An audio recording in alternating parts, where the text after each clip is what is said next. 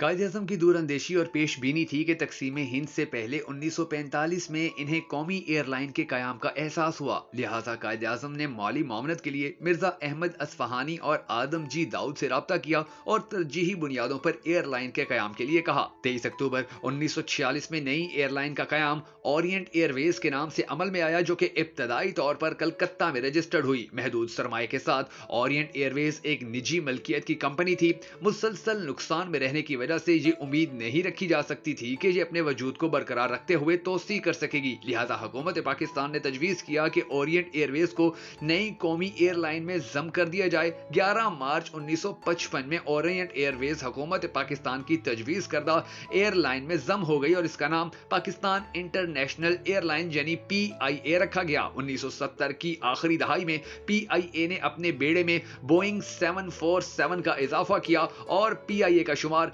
Asia की बेहतरीन airlines में होने लगा। 70 की दहाई में पहली बार PIA ने गैर मुल्की एयरलाइंस को तकनीकी और इंतजामी मदद फराहम करना शुरू की और लीज पर अपने जहाज सोमाली एयरलाइन, फिलिपाइन एयरलाइन और यमनिया को दिए। 1980 के वस्त में PIA ने अमारात एयरलाइन को बनाने में मदद की और अपने 2 जहाज लीज पर दिए, एक एयरबस A300 और एक बोइंग 737। इसके साथ तमाम तर तकनीकी और इंतजामी मदद भी फराहम की। मार्च 1993 में PIA ने बैनुल अक़वामी और अंदरूने मुल्क नए रूट्स शुरू किए। यही PIA की मुआशी तरक्की और अरूज का जमाना था। 1996 में जब air vice marshal Farooq Umar फारिग हुए तो PIA की माली हालत बहुत मुस्तहकम और मुनाफा बख्श इदारे की थी।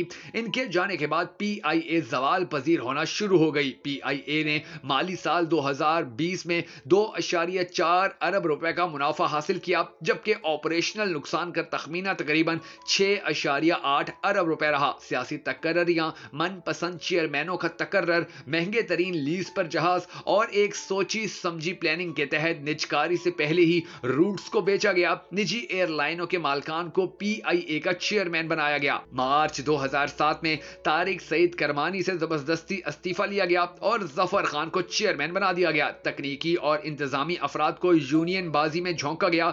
इस वक्त 3 बड़ी union air league, people's unity और पाल्पा के अलावा तकरीबन PIA में 15 से जायद यूनियन हैं। हर सियासी पार्टी की पॉकेट यूनियन भी PIA का जवाल का सबब है। मुनाफा बख्श रूट्स को बंद करके यह तासुर दिया गया कि इदारा खसारे में है, जबकि लीज पर लिए हुए जहाज इदारे के नुकसान का सबब बने। सितंबर के आखिरी हफ्ते में लाहौर इंटरनेशनल एयरपोर्ट से तैयारों की किल्लत और ऑपरेशनल वजूहात की वजह से कमोपेश 11 परवाजें मनसूख हुई। कौमी एयरलाइन को अपनों और गैरों ने मुश्तरका तौर पर दुनिया में बदनाम किया। लीकी स्टोरेज कंपनी बाउंस ने साल 2020 की तजर्बाती रिपोर्ट में मुसाफरों का सामान गुम करने वाली 5 एयरलाइंस की दर्जाबंदी में PIA को 5वें नंबर की लापरवाह एयरलाइन का दर्जा दिया, जिससे आलमी सतह पर PIA की साख मुतासिर हुई। PIA के मुनाफा बख्श रूट ताहाल बंद हैं, जिसमें यूरोप और अमेरिका शामिल हैं। कुवैत के मुनाफा बख्श स्टेशन को इंतजामिया की मिली भगत से एक तवील अरसा तक बंद रखा गया और बिजनेस दूसरी नई एयरलाइंस को दिया गया। जबकि यूरोप के जिन ममालिक ने